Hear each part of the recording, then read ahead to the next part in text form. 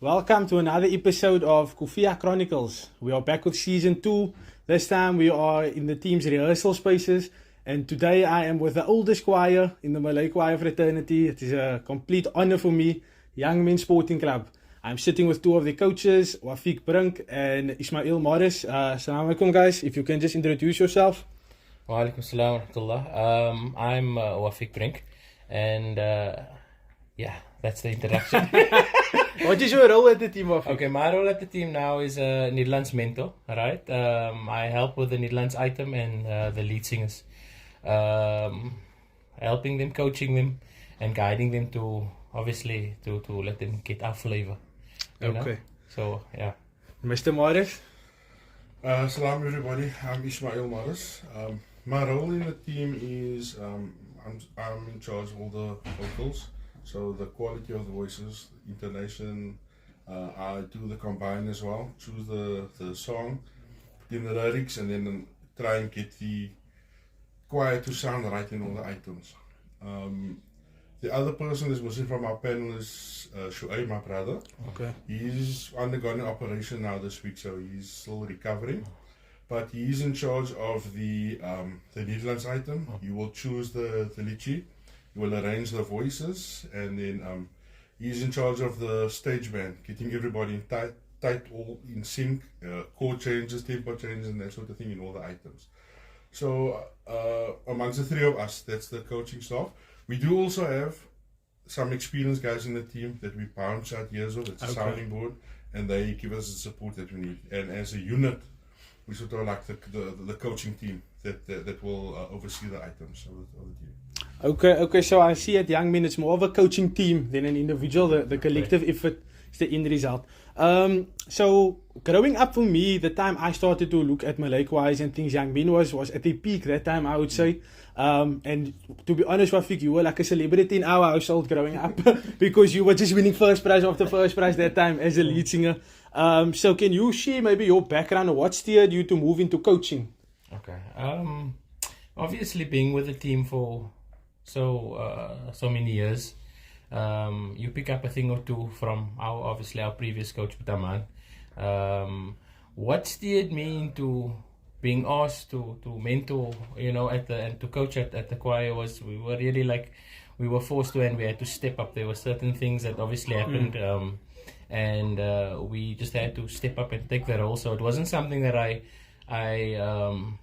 how can I say, I went for. It was put upon me, to do certain things that is required in the team. So yeah, so it was more forced than anything else. Okay, so it came to you, and you took that opportunity, you accepted the role. Yeah. Okay, and Ismail, can you share with us your background in coaching or in the Malay choir? How did you get to this point where you are today?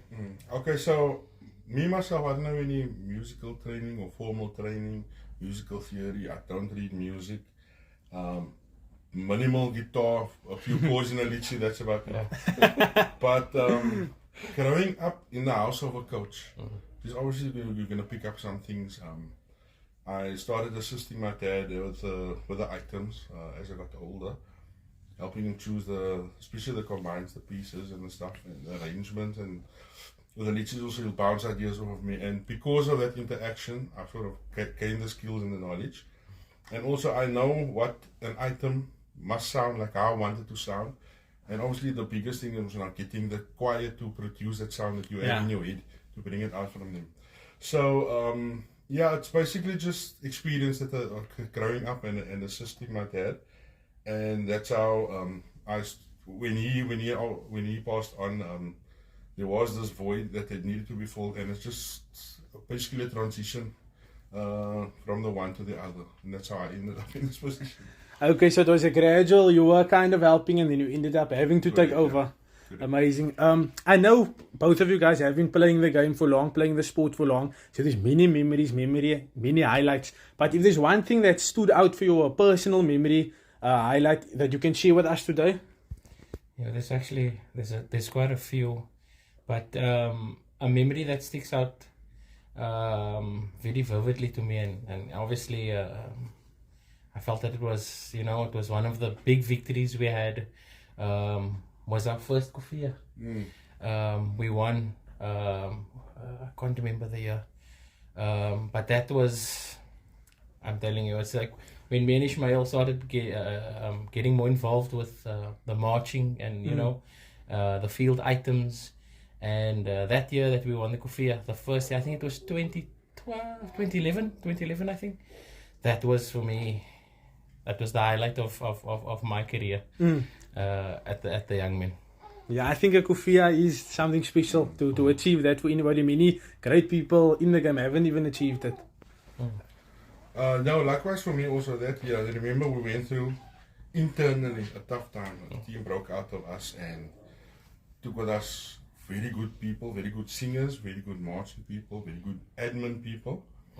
And for us, especially when it came to the marching items, we lost our marching coach also, and it was a very uncertain time for us, and with all the trials and tribulations and the admin that went through with everything, and when we saw those people performing on the field, they came out with a quiet exhibition.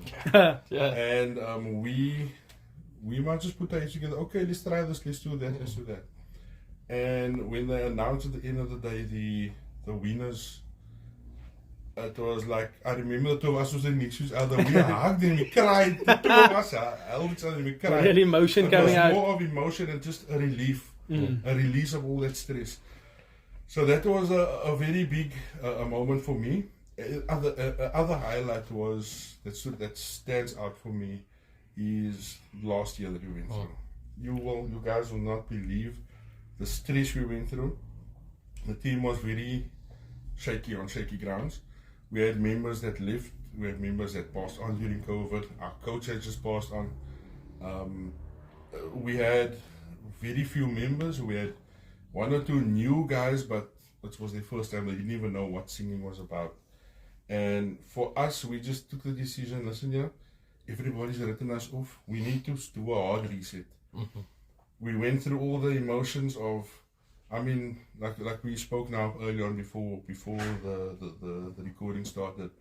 When we had 12 guys in the practice, we got excited. That's a lot of guys in practice. So it was all of that stress. On top of it, we had issues with the piano player. The combine that I had chosen, one of the pieces in the combine was written for 2 piano players. Yeah. And we had piano player after piano player just dropping us due to this and that reasons. Eventually we got one to play for us, but we only had one. One of our internal musicians said, listen, I'll help him out on the piano, you must just show me what to do. And then eventually that worked. We had issues with the last week of the practice. Remember you're building up your season to that, in the last week of practice. When the game momentum is that you can peak on stage that week. That last practice before we go sing, we had the whole book, we pitched up at the wall, we told, no, there's some community meeting here on the night. We don't have a place to practice. That's just 2 of the things that just caused us stress. I think for the 3 days leading up to the competition, I slept about 3 hours for those 3 days. It was very stressful. And when you go and compete, this is all of us. I classify myself as a bad sportsman. I don't like losing. But, you get put in a position where you're forced to reevaluate, man. And I was in a position saying, listen, for us, a victory, it's just putting a team on the stage and alhamdulillah, that's it. When we were done singing on the night last year, I wasn't even in the hall. I was sitting outside in the foyer. Yeah, we were both sitting outside. I was just I'm waiting for the news. Okay, let's get the keys, come, let's go. And I just saw the doors open and everybody running towards us, towards me.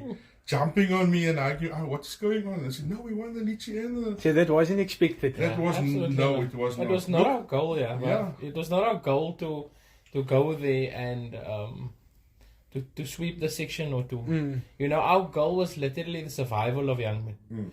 And seeing the team on stage, performing the items, Ishmael prepared for us, our combine and stuff, walking off the stage, that was our victory. That's why we were sitting in the foyer, and then I vividly remember that night, and I was like, the doors open and I see everybody rushing to him, and I stand up and I'm like, who's fighting? What's happening? Why is our people coming out like this? And they're like, no, we won. And I'm like, are you guys sure? We didn't expect this. But that was, I'm telling you, last year was a big... So I can see you are both very passionate about young men sporting club, and that brings me to the next question, which is, how do you feel personally young men impacted your growth as an individual in the Malay choir game? Yeah, young men being involved with the choir, obviously, from a youngster already, you get taught certain values. Previous years, we had certain values instilled in us, and for personal growth, like where I'm concerned is I learned a lot from our previous leaders and members of this club. Even up till today, we have senior members in our club that you can learn from how to react in a certain situation, how to, how to I don't want to say this, but there's certain instances in the sport where it can become very ugly. Yeah. And those values was instilled in us from a very young age, how to react when and what not to say and what to say. So things I've learned at the choir, I even implement in my business today. Certain things when as years passed and I became an executive member and I saw how things were run on the management side of the team, with a well-oiled machine, precision, everything is done to the book. Yeah. Certain lessons you pick up and it helps you personally in your personal capacity. So that is, I've learned over the years quite a lot of life lessons from being within an organization like this. Okay. And yourself?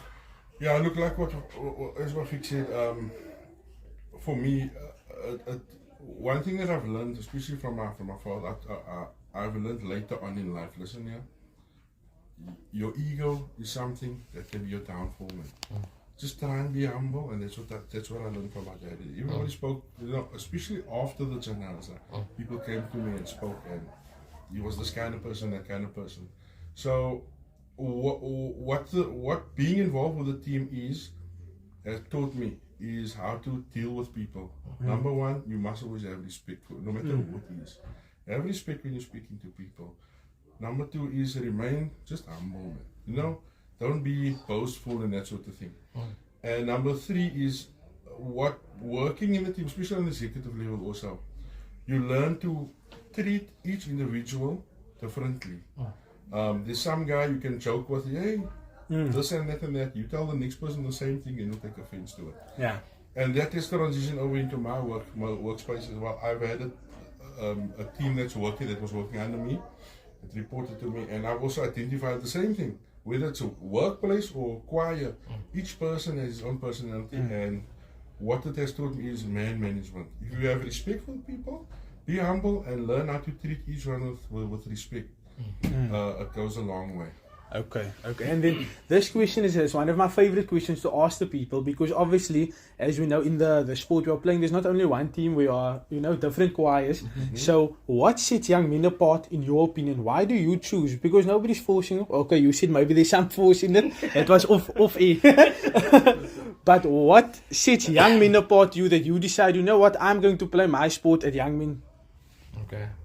Like I told you earlier on off air, there wasn't a choice for other choir. I grew up in this choir. When I was younger, I always thought there was only one choir until I was allowed to go to the group center and see there's a whole board of choirs.